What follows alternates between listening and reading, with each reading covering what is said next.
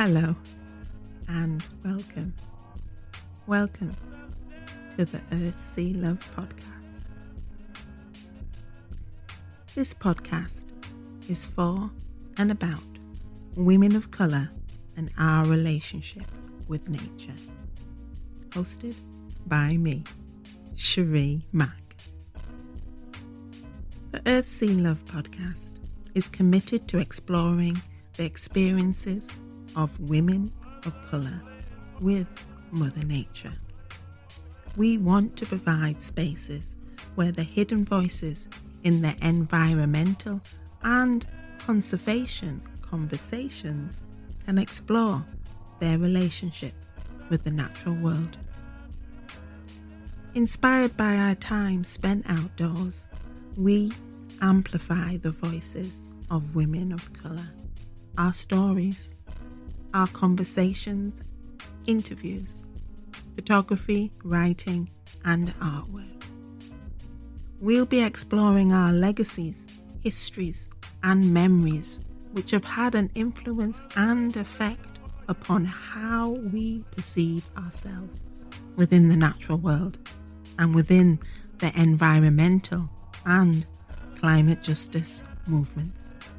Welcome to the Earth, Sea, Love podcast.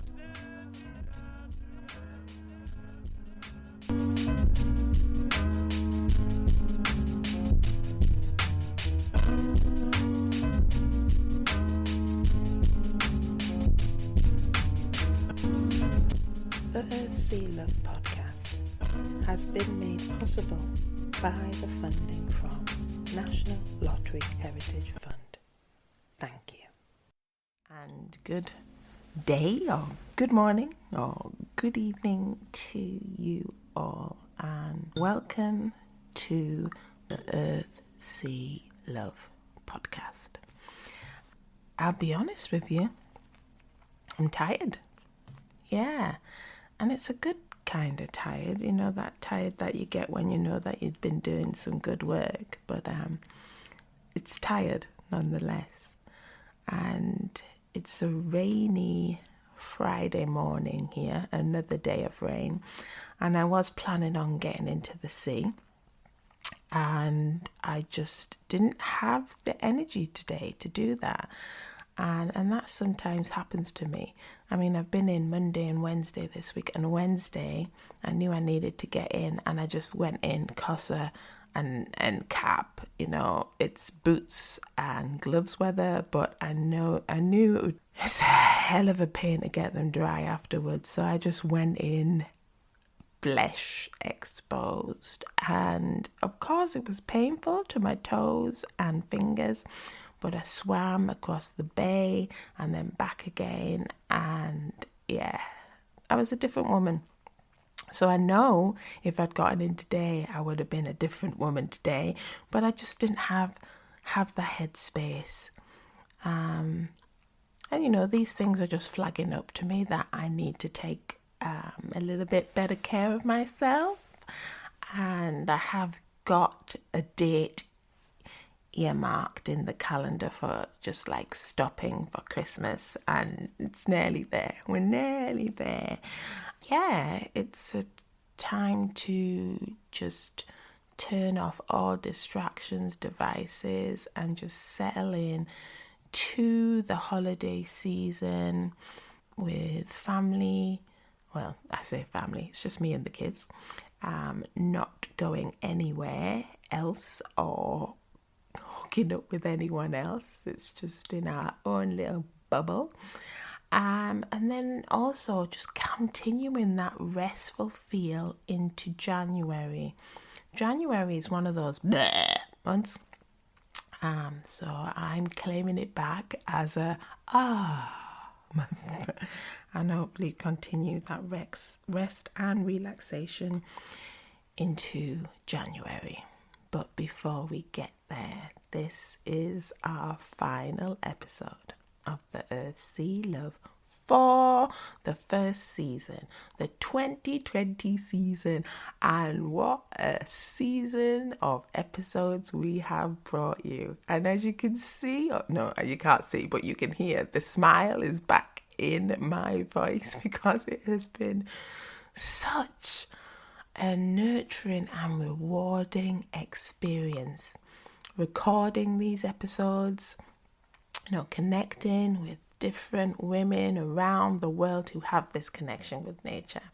And it has just been awesome. It has been feeding my soul, and I hope it's been feeding yours too, because we share our stories to connect with you, nature and ourselves. So this final episode of the season comes to you from Catherine Lucktaylor, who is an artist on the Cornish coast who has these tactile pieces of, art, their vases, their bowls, their statues that are so beautiful and are inspired by that wild and wonderful landscape of the Cornish coast.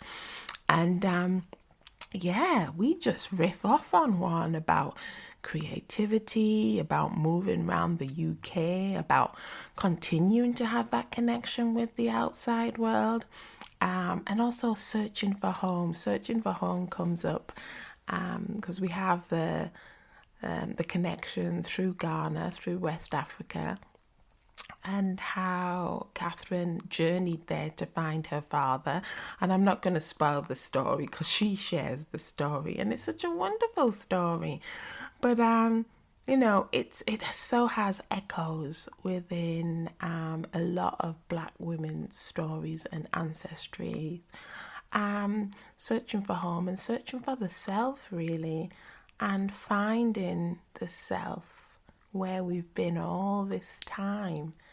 But we needed to go on those journeys and those searches within and without to be able to come back to our home, which has always been our bodies, which have been with us all this time, but maybe something that we've rejected. I was thinking that I'd probably do a solo episode to see out the year, but I don't think I will. And that definitely comes down to the energy levels. And then thinking, do I have anything to say? If I've got nothing to say, why take up the airspace?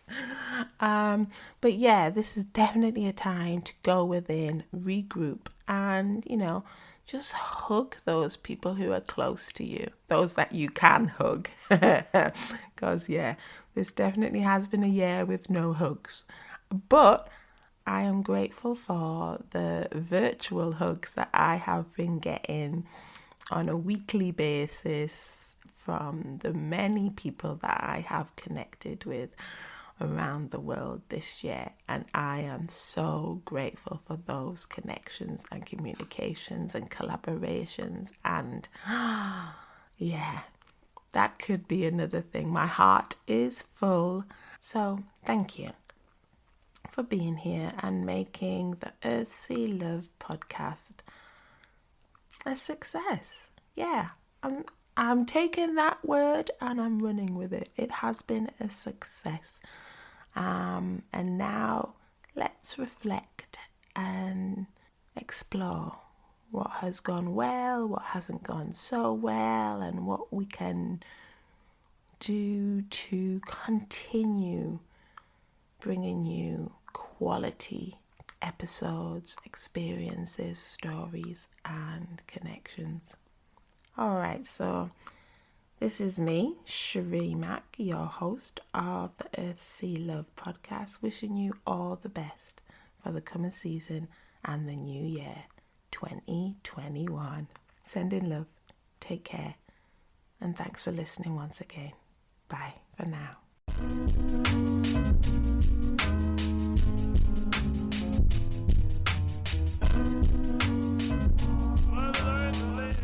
Well, hiya, Catherine. Welcome to the Earth, Sea, Love podcast. Thank you so much for agreeing to be a guest on one of our episodes. Thank you kindly. How are you today? Hi, Cherie. I'm really well. It's great to be here. Thanks for inviting me. Oh, the pleasure is all mine.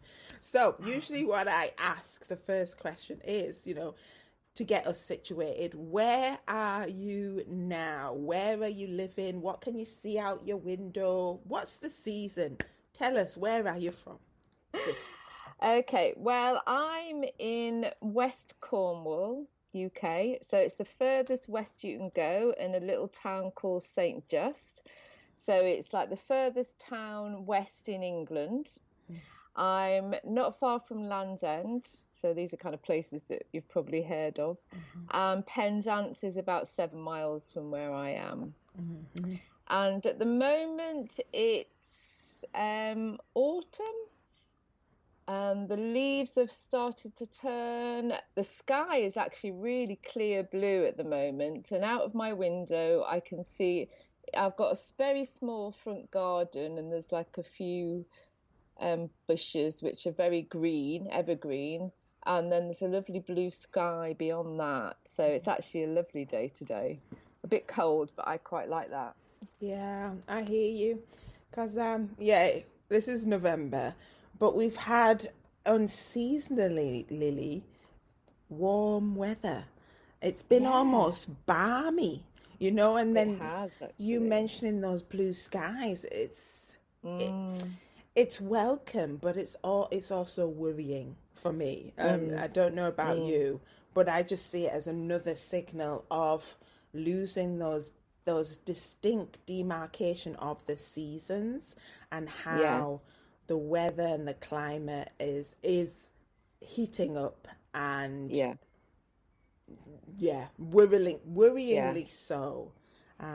No, I know what you're saying, because I've really noticed that a lot, especially here, because it's quite a wild place. And you really kind of you get wild storms and, mist and fog and all the rest of that. But it actually has felt a lot warmer this year, kind of going into autumn, winter. I'm not even wearing a coat at the moment. Wow. That's saying something, because it's November, man. Is it? I mean, it is a case of autumn, but it's moving towards winter and the dark months, and it's just not reflecting that in the outdoors.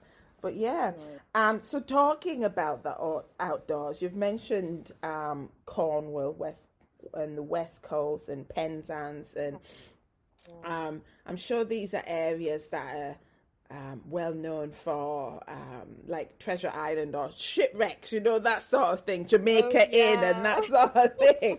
So this is your area. So let's just talk about what you actually do as an artist, a ceramics. But you can tell me your term, and then how actually that is being fed into your work at this moment, the landscape, that dramatic, wild landscape, please.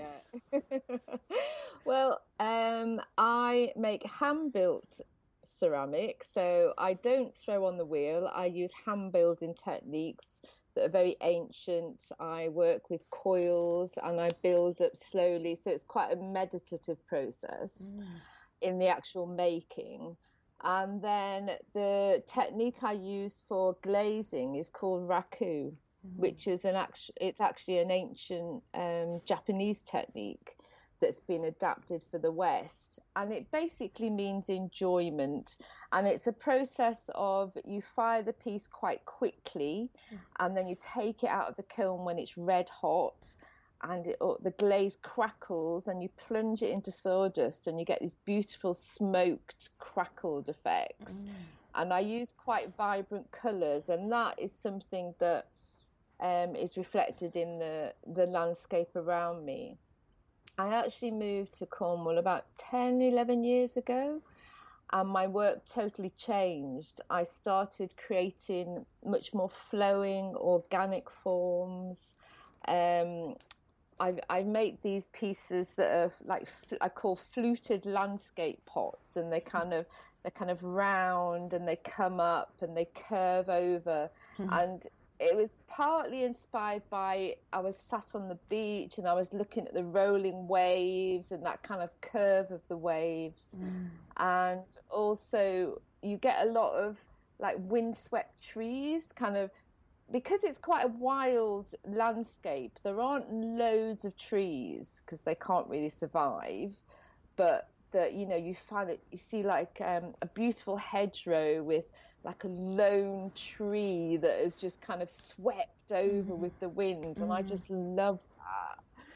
And also, when I first came down here, I was absolutely amazed at the colour of the sea, because it's almost tropical. It's a real turquoise, beautiful colour, and that kind of was really influenced my glazes, and I use a lot of turquoise, which kind of really reflects that gorgeous sea. Yeah. So I have different collections. So I've got my Sea and Cliffs collection, which is inspired by obviously the sea, the turquoise that I've just talked about, but also the patterns in the rocks, and I love really looking closely at rocks and stones, and I love the shapes and the colours and the lines in them. So all these things are fed into my work. Gorgeous. That was so delicious, those descriptions. And you it's interesting because I've looked at your work and I knew it was inspired by the landscape. And your latest connection is called Wild Cornwall, and sort of like tall vase that I saw, which is sold, I'm sure.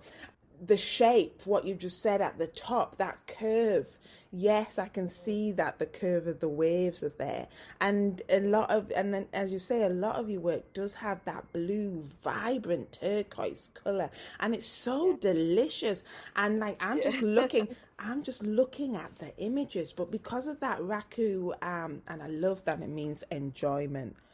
That sung to my soul, but that, knowing that's how you make it now, and that crackled effect, because when I'm looking at the images, I so want to be able to feel it and touch it. There's so much texture there that is just coming through with the images. So then to have one of these pieces in my home, it's like, I'm not sure if I would be able to keep my hands off it very much, like every time I'm going past, it's like, oh yeah, I'm going to have a feel there, like, I'm really glad you said that, because it's really hard to get that across in an image, but the pieces are so tactile, and the Wild Cornwall ones you just mentioned, I use a lot of different glazes on them. They are a bit wild, the way I make them. I paint on the glazes, I splash, and I've impressed bits of the Cornish hedgerows into the pots before they're dry, and so they're inspired by the hedgerows, and particularly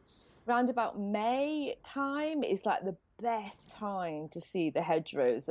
They've all come to life. There's all these amazing flowers, and it's just incredible, and obviously they're just kind of everywhere, and I just absolutely love that wildness, and the fact that it's just kind of, it's kind of bordering the fields. It's a very farming community here.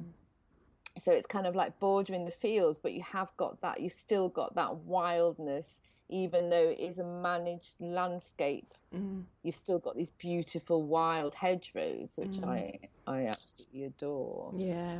And also some of the pieces of the other collection I actually burnish, which I use a beach pebble that I found down near Marazion. You might have heard of Marazion, St. Michael's Mount. And it's like a beautiful bay, Mounts Bay. And walking there, I found this gorgeous black stone, which is so smooth, and I use that to burnish the outside of the pot. So you can actually, so like you were saying about you really want to touch it, you do want to stroke them. They're just so tactile. And it just brings such joy, that simple pleasure, not just feasting your eyes, but then bringing in those other senses. And it sounds as this, you said that you moved to this area in the last 10 years. Yeah. And I'm interested to know where you moved from, and if that was urban or rural based, and if this was a move to feed that creative, I don't know, Yeah. itch that you had, or yeah. Yeah. But I've actually lived in quite a lot of places, but the before immediately before I came here, I was in Oxfordshire.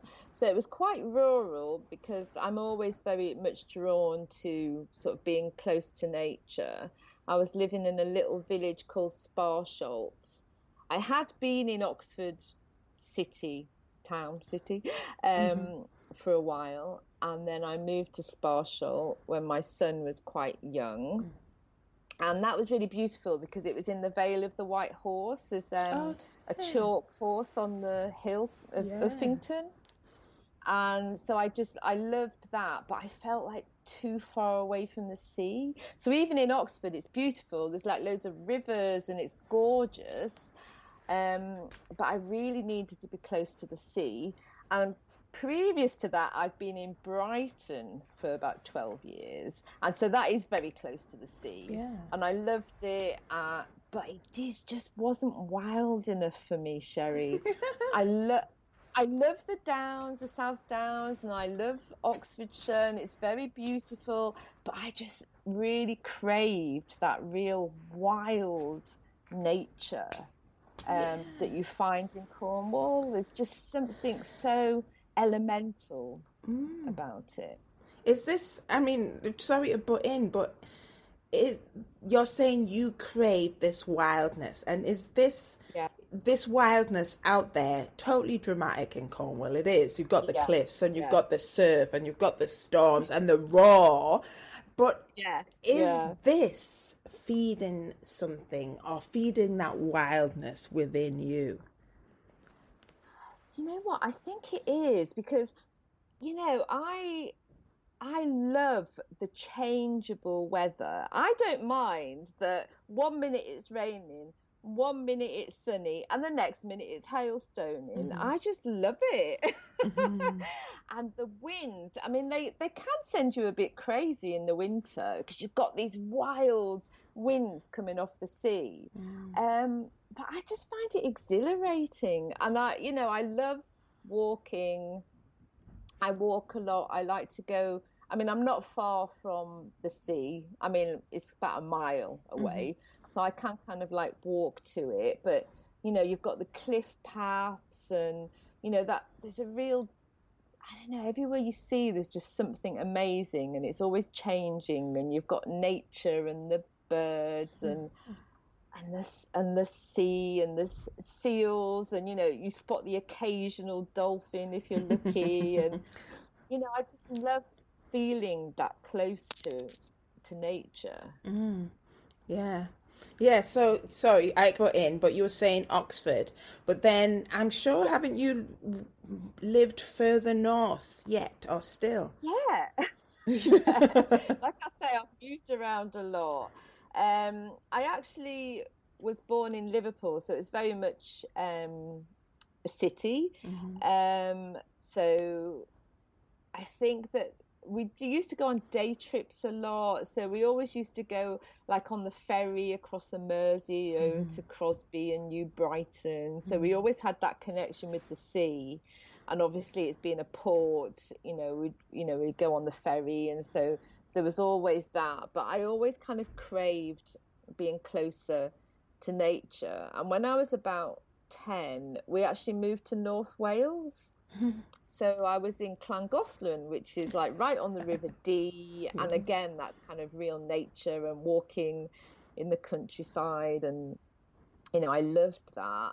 And from there, we moved to West Yorkshire, which again, it's a very much natural environment. I lived in a small market town, so I'd walk across the fields to get to school. And in the winter, every winter, the boilers would break down in school, so we'd get a few days off when it snowed, Yeah. which was amazing. And we'd go up the barley fields with the dogs and roll around in the snow. And so although I've not always lived in the countryside. I've always had a really close relationship to it. Yeah. And when you're mentioning these places, there's so much of an echo within my life, or for different times or different periods. Because, I was born in West Yorkshire, in Bradford. And Yeah. and West Yorkshire has its own wildness and barrenness. If we think about the Yes. moors, we're talking about Bronte country here. Yeah. And that Yeah. is another guise, another shape of wildness, which Yeah. is so beautiful. It is. And then you mentioned Liverpool and Cosby, and that's where my son went to do his degree. Yeah.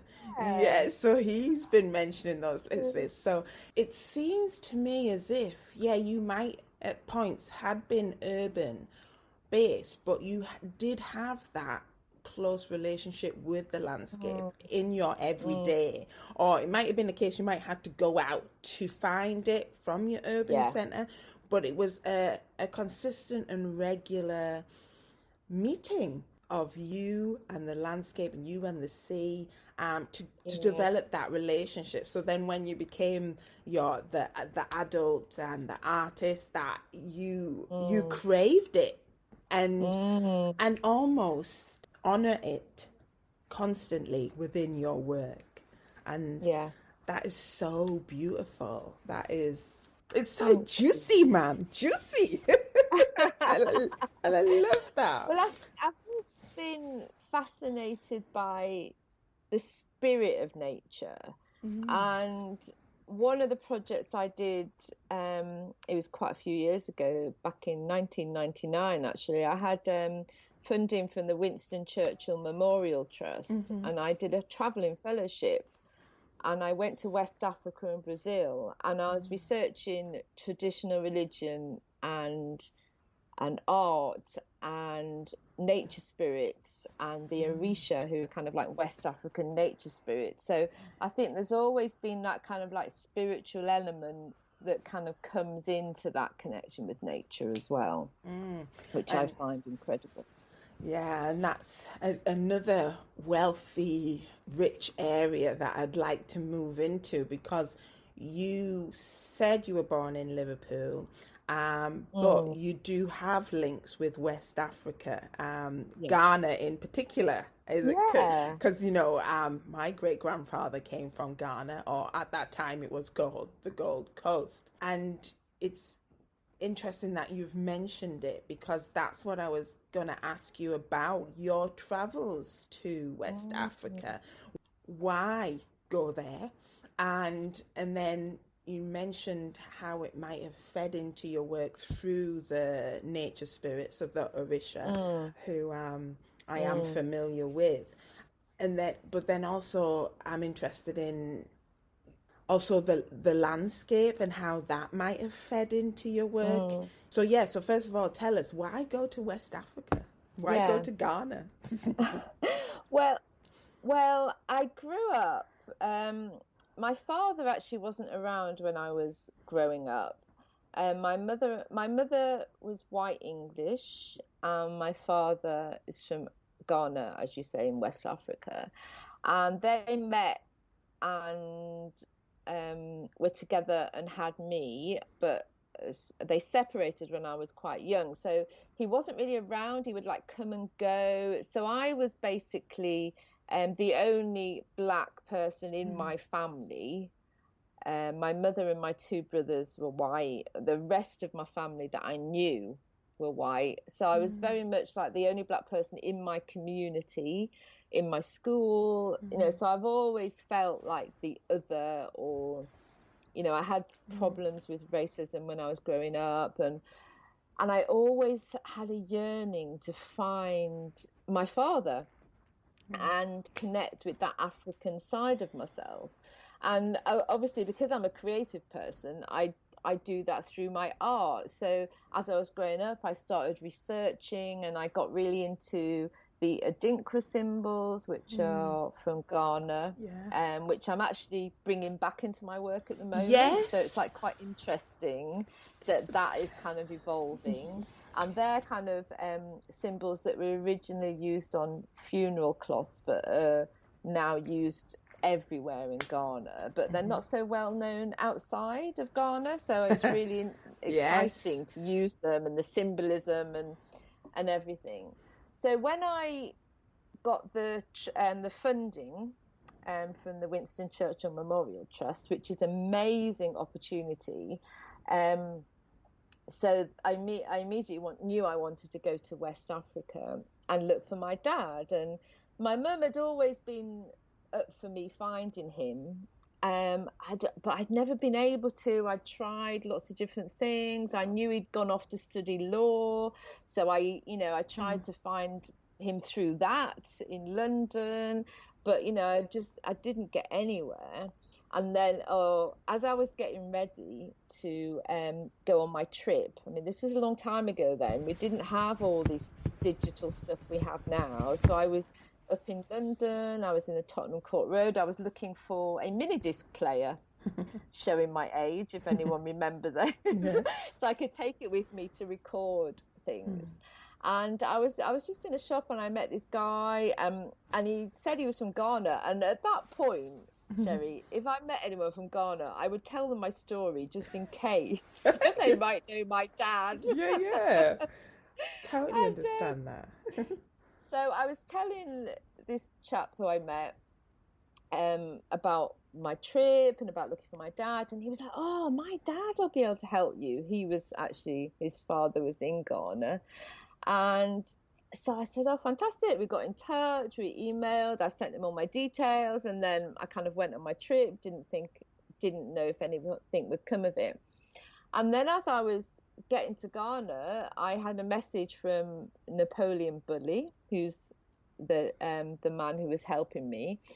And he said he'd actually put an ad in the local paper and he'd found one of my cousins. I was like, oh, it's amazing.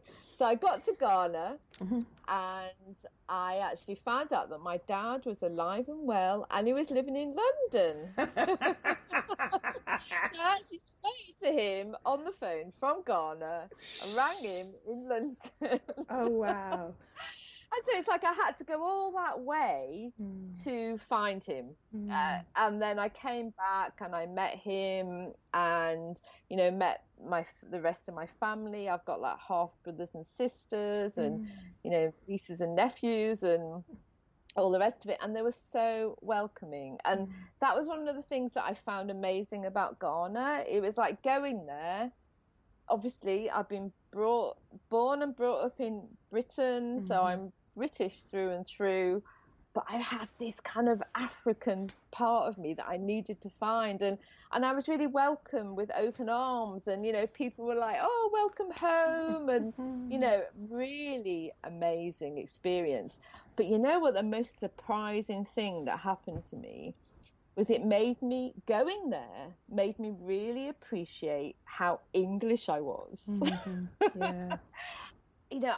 All that, I don't know, that kind of that British reserve, that eccentricity, that politeness. Really, and it helped me to integrate those two parts of myself and to accept that, yes, I have that African part of me and I'm always going to look different wherever I go, but I am very British and I love that. And I love the fact that I've had the opportunities that I've had by being born and brought up here, the freedoms I've had. And I just think I feel very blessed to have those both cultures within me. Yeah. Thank you for sharing that story, your story, the reuniting with your father in London. And that's so weird that you role reversed. You were in Ghana while he was in London. Yeah. And what you just said there, that idea of those two cultures, because that idea of going to Ghana and being welcomed, and we do have that growing up within a white society and know that we're classed as the other, and I'm using those inverted commas, and being that odd one out, we do look for home elsewhere because we're we're made to feel we don't belong here. This isn't our home, even though we were born here. So I had that. I mean, I haven't been to Ghana, and I'm so jealous that you have, and I need to go to Ghana. You must go, yeah. But I had that about going to the Caribbean and going to Trinidad and Tobago, where my father came from. And that was a seeking of a home and feeling like I belonged. And I got that. But again, what you just said, I was smacked right in my face of like how British I was. Yeah. How much it was so much a part of me. And at that point, I wasn't willing to accept that because I wasn't welcomed with open arms by British society. I felt that tension within me that I don't belong here, but I'm still of here. And it came out in just simple things about, you know, toilet facilities, eating facilities, you know, it's like, you know, different. And it was how the culture, even though it was part of me, seemed so alien to me and was new to me and was at times uncomfortable for me. And that's when the Britishness came out and like, oh no, we don't carry on like that in England. You know, that's and that is because we are brought up, and this is a term that I just came across, that idea of that white supremacy culture, that idea of that is the standard, that is the norm. And that is if you're growing up within it. And we are, you know, just say in Western society it's about the capitalism, it's individualism, it's the perfectionism, it's the standard. And to have that seep into our pores, get in under our skin to our bones and our soul and spirit, we can't help but perpetuate that outwards to all the experiences that we have, but then also to turn it inwards as well. And so I'm so pleased that you just said that now, you know, those both cultures are so well marinated within you, and that it's accepted and that means you accept who you are. Ooh. Those multitudes.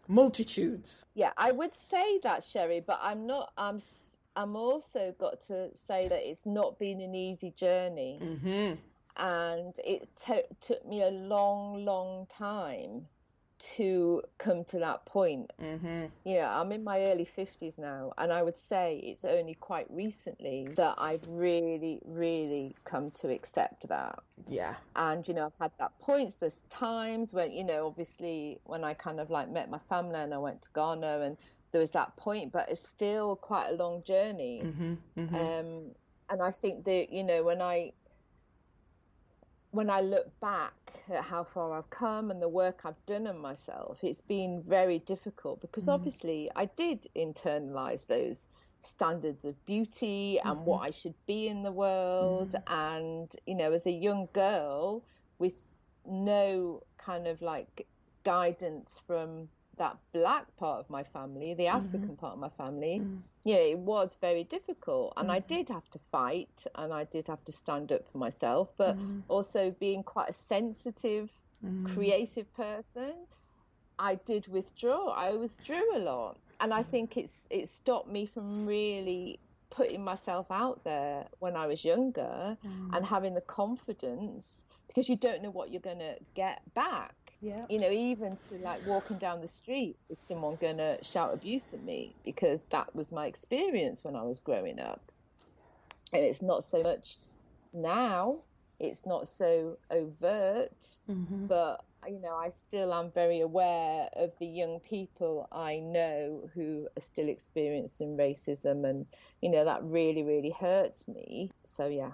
Yeah, and I totally appreciate that you mentioned that, saying that, oh yeah, you accept yourself. It's almost like it's a nice little package tied up with a bow, and it's just like, yeah, I just bought it at the store. Yeah. But I know that isn't the case, and I know it's a journey, and it's a journey which is a path that is thorny. And I always say it's always a becoming. There is no that end point, isn't there? And we're constantly adding, and I don't want to say to our armor or shell, but we're constantly adding, almost like clay. almost keep adding that clay to the sculpture of who we are, who we're becoming. Yes, I love that. Well, it just came talking to you, honeybee. So, I'm not sure if I say it every episode, but it's a practice. It is a practice. Yes. And some days we can stand more firmly within who we are and who we're becoming. Yeah. And some days, well, as you say, that sensitivity, we do need to withdraw. And that's where I go into nature or go to the woods or go to the sea. Because that it holds my sensitivity. Yes. It's healing, isn't it? And I think that's what's so wonderful about that closest to nature, because it is a very personal experience. And for me, very much is, if I'm feeling really bad, I'll just go to the sea or, go for a walk. And, I know that you swim all year round. I'm not as powerful as you. I really wish I was. But I do love getting into the sea. And, it is a balm for the soul. And I think that's one of the things that I want to get across in my work as well. Yes. You were saying earlier that you felt the joy, and that is what I want to bring out. I want people to have that piece of joy and beauty, so to bring that energy into their home, especially if you love Cornwall or nature, and that's something that I really, really want to do with my work. And it's really weird, this conversation, but you're skipping ahead to the things that I'm going to be zoning in on, and that was the next thing, because I'm battling within myself at the moment, saying I should be doing more to highlight what we're doing as a human race or human species to the natural species, the natural world, to Mother Earth. Raise awareness, protection, conservation. Let's change our behaviors. And because I'm not out there, at protests, or I'm not within major circles where decisions can be made or policy change, I feel that I'm not doing enough, and that I'm going to nature and I'm just taking, just selfish, for my own well-being, my own wealth, my health, and even wealth, if I could think about it, if I lead groups out there and they're paying me. But I am working it out within myself that through my creativity, through the writing, through the art that I create, that I am offering another way to access that connection with nature, getting more people to care about nature, love nature, and then working to be stewards for nature. Is this what you feel too through your creativity? Yes. I totally get where you're coming from. And I think that, there is something to be said for a quiet activism. Oh, I like that. It's kind of like, yes, we might not be out there on the front lines, but to be honest, I don't want to be attacked, because if I'm out there on the front lines, I get attacked for something else. I get attacked for the colour of my skin, which has happened to me when I've been involved in protests in the past. I was when I was younger, I did quite a lot more active protests, trying to stop the Newbury bypass. I don't know if you remember those times, going out on Reclaim the Streets on my bicycle, and I would be attacked. I would be the only black person in that group. And I found that really, really hard. So it kind of made it hard for me to actually be out there on the front line. As I say, I'm quite a sensitive, creative soul, love being on my own, love being in nature. And I think I've come to terms with the fact that I can do it in my own way, as you can do it in your own way. It's like, what are your gifts to bring to this? And the fact that you're doing this podcast and you're talking to other people of colour and talking about our experiences and our connection with nature. And I think that is it. It's like, it's just kind of, this is our way of doing it, through our art and through our creativity. Yeah. And I think that is equally as valid. Yeah, thank you for that. And I just love that quiet activism. And what you just said then, yeah, I know that I've had abuse directed at me while I've been protesting different things. And it's there as a way to silence us, to control us and put us into that box and make it. But I'm so glad what we've just been saying, that it hasn't silenced us, and we've taken that and we're feeding it into our gifts that we've got and bringing it back into the world. And I'm so pleased that you've just couched the podcast within that that same realm, that same guise. And I love that. I mean, I might have thought about that subconsciously, but now it's like, I can see that. So thank you. You're just giving me so many gems. I just love it when there is that synergy, then we have those gems and those. Oh, thank you. So before I say goodbye to you, I mean, like, there's so many things that I still want to talk to you.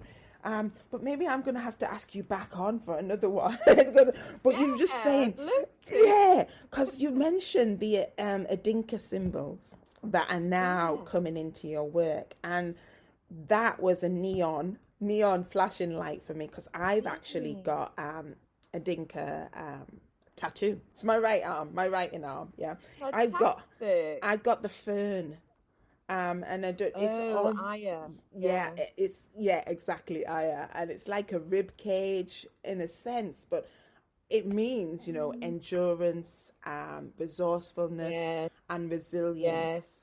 Along with my mirror tattoo on the other side, which is I am enough.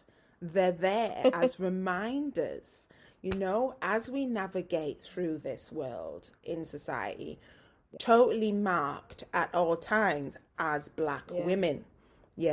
Even though we are much more than that, that is how we are perceived and received the majority of the time within this community, society, environment.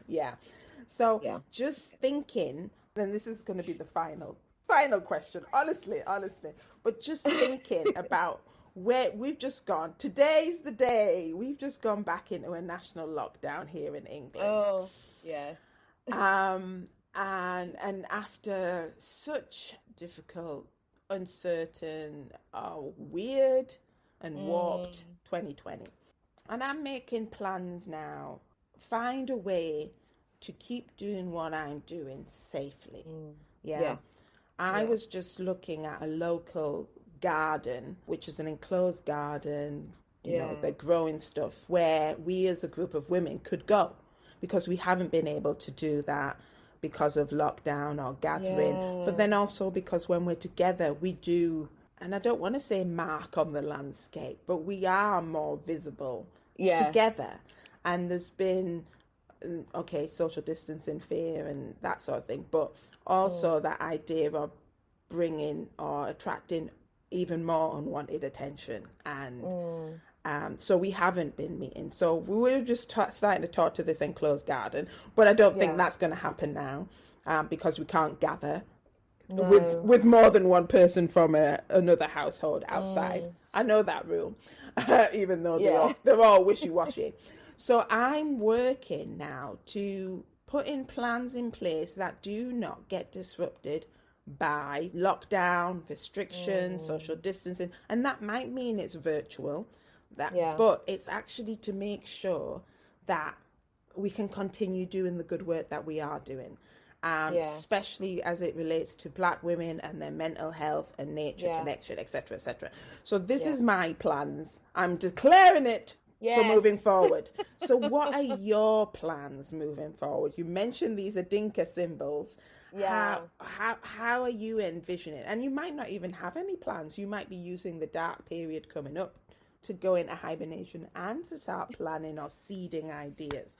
But I'm interested to see or hear what do you envision upon the landscape for Catherine Lucktaylor and her creativity? Well, that's exactly it, what you said about going into hibernation. I think at the moment I'm just kind of finishing off work, because obviously I'm leading up to Christmas. I've got some online Christmas fairs and things like this. And then once that is done, then January, February are very much a time when, I'm not very busy. I can kind of go more inward. I do a lot more walking, because it's obviously I can go out for my daily walk, even in lockdown. And I'm lucky to be able to just walk out of my door and go out into nature, and just to spend some time deciding how I want to use the Adinkra symbols. I've been doing some commissions. I did a recent commission, 2 commissions for like ceremonial pieces, which are urns for ashes. And I'm really thinking that I want to create a project around that, around grief, and around acknowledging grief. And the Adinkra symbols feed into that, because they were originally used on funeral cloths and for ceremonial purposes, and they've all got different meanings. So it's kind of, there's something coming, something new coming, not quite sure what yet. I'd really love to get some funding. I'm planning on applying to the Arts Council, developing your creative practice grant. Yes. Hopefully, fingers crossed. Yes, go for it. Which will then kind of mean that I can have the time to develop this project. So it's not dependent on, I have to make something and I sell it, which obviously is what I need to do to make a living. But I just want to develop a bigger project, work in collaboration with other people. I've done projects like this before, when I've worked in collaboration with other artists. So that's kind of something that's simmering and bubbling away at the moment. And I'm looking forward to having the time just to kind of really develop, create works and very experimental pieces. So that's kind of where I'm at the moment. Oh gosh, that sounds so wonderful. And it's so interesting. The last conversation I had for the podcast was just this week, and it was with Velda Thomas, and grief came up there as well. Oh, interesting. Yeah, this moment in time, I'm doing writing your novel in a month sort of thing to get me kicked up the backside to get on with my memoir. Right. So the present personal essay that I'm writing about is about grief, and how we only acknowledge the first, and I'm thinking about Francis Weller here, and I'll put this in the show notes, the book that I'm reading, but there's like 5 gates of grief, and we only, within this society, Western society, we only acknowledge the first gate, which is when we lose someone that we loved. Yeah. And then even then it's only a short-term thing. It's like that attitude of just like, get on with it, get over it with it. And don't be so public with your display of grief. Keep it hidden, keep it under wraps. There's so much damage we can do to ourselves by just staying within that realm of grief. And so then to be a reminder that the Adinkra symbols were used initially within funeral cloths, and that you've just been creating these urns, and like it's actually putting grief right back up there with its cousin or its mate, love. It's because we love, we lose. It's that case of, everything that we love, we will lose at some point. Knowing that them 2 bedfellas go together and embracing them, because they're all part of the human condition, this thing called life, which is also always tinged with death. I know, and it's so hard, isn't it? It's like to feel that grief. Even if it's someone who's not particularly close to you, like Sean Connery's just recently passed away, and I was devastated. He's been part of my life, although I don't know him. He's been part of my life and my childhood and growing up, and that kind of brought up grief. But it also, I think, each new grief brings up the old grief. Yes. So we've had the grief of lockdown, the grief of being restricted. That kind of brings up grief. And I totally know what you're saying, and I really think we have to have another conversation. I do. So much to it. And that would be the first time that the podcast has done that, bringing back another guest. But I am so for it. And there on that note, because we've sort of like come a full circle. We started off with the season and autumn, which is so classy as that decay and death season. And then we just come back around with talking about that grief and death. Such a lovely way to end, I think, within the thick of it, because there's going to be more. So I'd just like to say thank you so much, Catherine. It's been such a rich and juicy conversation, and I can't wait till we get back together again soon. Thank you. Thank you so much, Sherry. It's been an absolute pleasure. I'm so glad you reached out to me and asked me to be on the podcast. And I feel this is going to be the beginning of a really amazing collaboration. I could see us working together and me too. Creating something. Thank you kindly. Thank you, Sherry.